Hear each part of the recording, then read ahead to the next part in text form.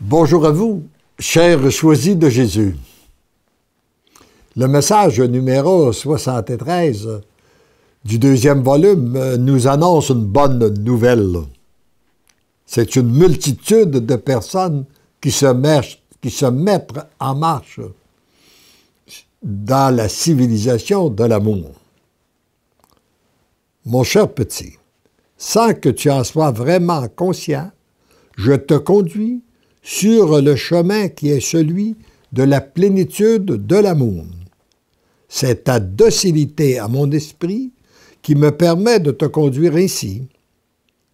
En même temps que tu avances sur ce chemin, c'est une multitude de personnes qui se mettent en marche sur le même chemin. Et ce qu'il m'a dit, il le dit à chacun de vous. Reprenons le prologue. Comme je l'ai souvent mentionné, lorsque je te parle, je parle à tous les lecteurs et lectrices. Cependant, votre façon de vivre ces enseignements est différente. Non seulement différente, mais bien unique pour chacun de vous. Créé unique, il est normal que la transformation pour devenir des êtres d'amour soit aussi unique qu'est la mission réservée à chacun par le Père. Ce qui est important, c'est de lui donner vos oui. Alors, la grande difficulté pour beaucoup de personnes consiste à donner un oui total, inconditionnel et irrévocable, indispensable pour se placer sur cette route.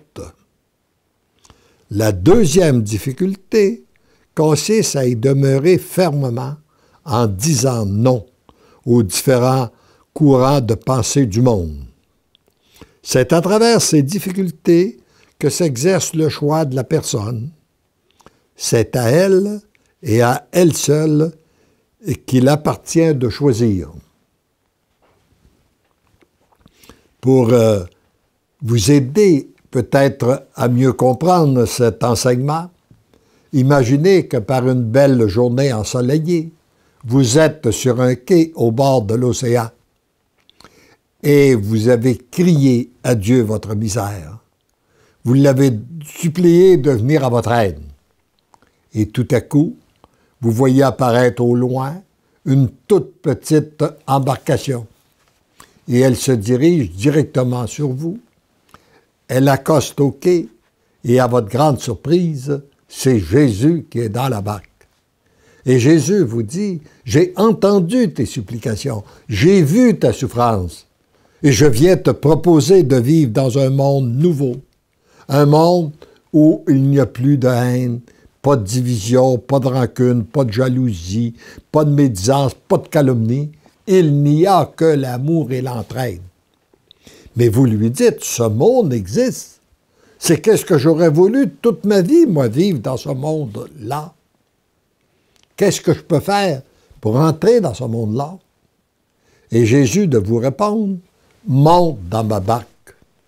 Et là, dans votre enthousiasme, vous vous empressez de mettre un pied sur la barque, tout en gardant un pied sur le quai. En mettant le premier pied sur la barque, vous vous apercevez que la barque vous apparaît moins solide que le quai, elle bouge, et vous la regardez, elle est toute petite, par rapport à l'immensité de l'océan. Il y a donc une première peur qui s'empare de vous, et vous commencez à raisonner en disant, oui, mais si je monte dans la barque, là, il me conduit où je vais?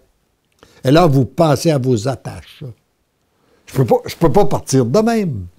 Ma famille, mes amis, ma maison, etc., mon travail. Et là, vous êtes aux prises avec un grave problème. D'une part, vous ne voulez pas quitter le monde que vous connaissez, c'est-à-dire vous ne voulez rien changer de vos habitudes, et vous ne voulez pas refuser un si bel enseignement de la part de Jésus. Alors, pour ne rien perdre, vous demeurez un pied sur le quai et un pied sur la barque.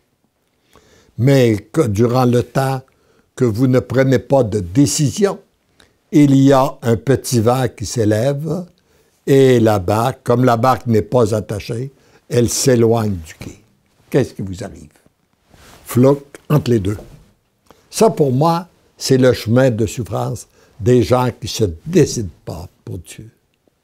Maman Marie l'a maintes et maintes fois demandé à Medjugorje. Le temps presse, décidez-vous pour Dieu. Et Jésus a été très ferme aussi dans ses enseignements. Il a dit que votre oui soit un oui, que votre non soit un non. Alors, dans chaque oui que nous donnons, il y a aussi des non. Parce qu'on ne peut pas dire oui à Dieu et ne pas dire non à ce qui est contraire à sa volonté. Le Père, dans son plan d'amour, a donné cette grande liberté à chacun de ses enfants. La personne qui donne sincèrement et librement son oui obtient instantanément la grâce nécessaire pour traverser les difficultés qu'elle aura à vivre. Et ça, j'ai remarqué que parfois, et beaucoup de gens, on attend d'avoir les grâces pour donner notre oui au Seigneur. Et souvent, les grâces ne viennent pas. Mais lorsqu'on donne notre oui, qu'on fait un plongeon dans la foi, on reçoit immédiatement toutes les grâces dont on a besoin. Son engagement ferme lui permet de commencer à goûter ce que produit l'amour lorsqu'on lui laisse la liberté d'agir. Dieu ne s'impose jamais. Il nous a créés libres. Et il attend qu'on lui donne toute la liberté pour agir. Si nous lui laissons une petite part de liberté, bien, nous sommes bénéficiaires d'une petite part de ses grâces. Mais si nous lui donnons toute la liberté, que nous lui donnons la première place dans notre vie, ou que nous lui donnons toute la place, nous sommes témoins de son agir continuellement. Les bienfaits ressentis à la suite de la transformation de la personne viennent confirmer qu'elle est sur la bonne voie et l'encourage à persévérer sur cette voie qui la comblera toujours de plus en plus. Et je suis témoin de ce qu'il a dit, ce qu'il dit là. Si vous en doutez, allez sur notre site, lisez les témoignages. Vous verrez qu'il le dit, il le fait. Une multitude de personnes actuellement sont comblées à la suite d'avoir donné leur oui. Être de plus en plus comblé, c'est bien ce que tu vis présentement à travers l'intimité que nous avons ensemble. C'est ce qu'obtient et qu'obtiendra chaque personne qui donne ou donnera son véritable consentement. Continue à te laisser aimer sans l'avoir mérité. Continue à te laisser transformer. Continue à te laisser guider.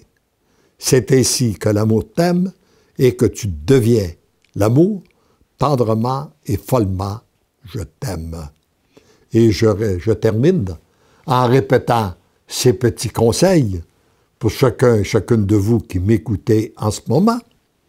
Continue à te laisser aimer sans l'avoir mérité.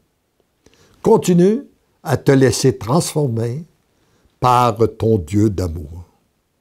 Continue à te laisser guider par lui.